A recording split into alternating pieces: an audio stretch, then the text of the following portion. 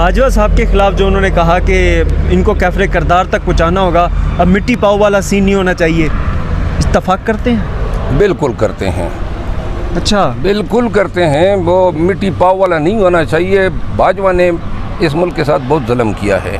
इस मामले पर आप नवाज शरीफ के साथ इत्तफाक करते हैं? नवाज शरीफ के साथ इत्तफाक नहीं है, असूलन इत्तफाक हैं। जो जिसने गलत किया है उसको भुगतना चाहिए। क्यों एग्जाम्शन दी जाए?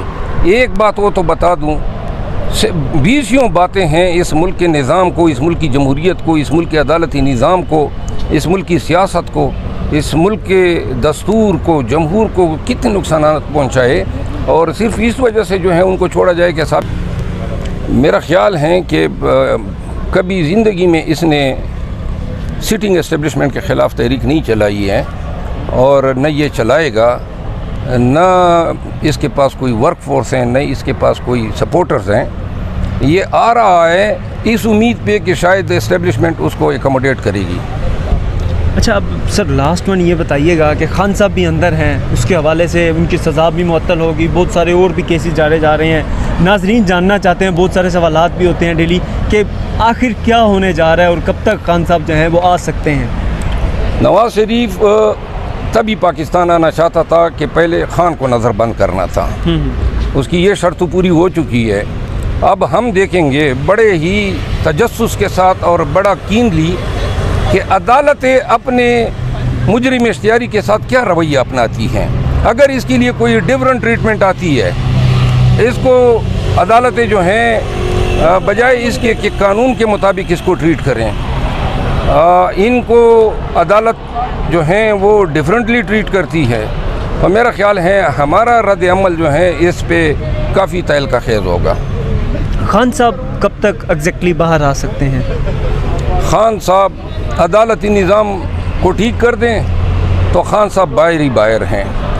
हाँ, अलबत्ता मुझे नज़र आ रहा है कि खान साहब की रिहाई जो है अब बग़ैर सुप्रीम कोर्ट जाने के कोई और चारा नहीं है, और जो भी रिलीफ मिलेगी वो सुप्रीम कोर्ट से मिलेगी। एस्टेब्लिशमेंट के साथ मामला सेट नहीं होने चाहिए, समझते नहीं? बिल्कुल होने चाहिए। मुल्क को ज़रूरत है मसालियत और मफाहमत की। उनको भी एहसास होना चाहिए कि जी अवाम और एस्टेब्लिशमेंट के बीच फासले बहुत बढ़ चुके हैं, और हम ये चाहते हैं कि ये मुल्क के लिए, इदारों के लिए, निज़ाम के लिए इंतहाई मोहलिक हैं, और जो भी इस हवाले से कोशिश करेंगे, लेकिन किसी भी शर्त पे ये नहीं कि खान को माइनस किया जाए। अगर ये हमें अपने जमहूरी किरदार अदा करने देते हैं, हमें कानून के मुताबिक ट्रीटमेंट चाहिए, यही हम चाहते हैं। इसके लिए हमें गिड़गिड़ाना है कि हम यही चाहते थे कि वो भी कानून का सामना करें। अगर वो सियासत उसने और उसकी पार्टी ने करनी है, अगरचे वो तो ये सोच कर आ रहे हैं कि जी चीज़ें मैनेज करके, ये रोपोशी ख़त्म करके और चीज़ें मैनेज करके मैं फिर वज़ीर आज़म बनूँगा, और अगर इस तरीके से कोई वज़ीर आज़म बन सकता है या इस उम्मीद पे, तो मेरा ख्याल ये जमहूरियत की भी तवीन है और 25 करोड़ पाकिस्तानियों की तवीन है। उसका आना जो है वो बनता है, लेकिन ये जो जलसा करना है और वेलकम करना है, वेलकम तो हथकड़ियों को करनी चाहिए, क्योंकि ये अदालती भगोड़ा हैं, और जो ही वो जहाज़ से उतरे एयरपोर्ट पर, उसको जो है हथकड़ियाँ पहना के इस्लामाबाद हाई कोर्ट इधर जहाँ हम खड़े हैं वहाँ पे पेश करना चाहिए।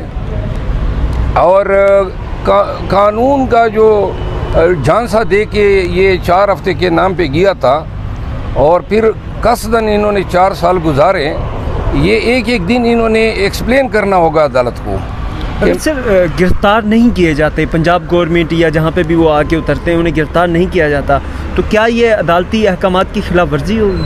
देखिए, गिरफ़्तार तो लाज़िमन किया जाएगा क्योंकि वो अदालत से रिपोर्ट है। इसमें अच्छा। पुलिस का कोई किरदार ही नहीं है, न नेब का किरदार है। उन्होंने उस वक़्त इनके ख़िलाफ़ तहकीकात मुकम्मल करके रेफरेंस फाइल किया, इसके ट्रायल हो गए, ये कन्विक्ट हो गया। इसके बाद इन्होंने अपील दायर की, 426 की पिटीशन दायर की, 4 हफ्ते का इन्होंने झांसा दिया, और अब जो है ये अगर आ रहा है और दंदनाता हुआ फिरेगा, तो मेरा ख्याल है ये जो अदालत है, ये अदालत जो है इन्होंने वारंट इसका निकाला हुआ है, परपिचुअल दायमी वारंट इसका निकला हुआ है, इख्तियारी मुजरिम है।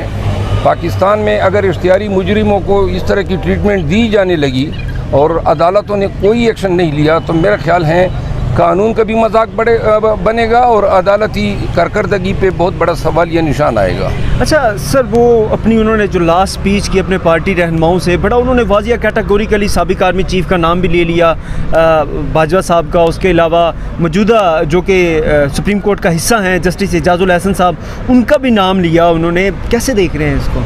देखिए, इन्होंने सुप्रीम कोर्ट के बहुत सारे फाजिल जज साहिबान की बड़ी ट्रॉलिंग की, बड़ी तौहीन की, बड़ी इनके ख़िलाफ़ अर्जा सराई की, और कसूर इनका कोई नहीं था फाजिल जज साहिबान का, लेकिन इतना कसूर इन सब का बनता है कि जिनकी इन्होंने तौहीन की है, हक़ ज़रूर बनता है कि इनको फ़िक्स करने, ठीक करने के लिए तवीन अदालत के नोटिस देने चाहिए।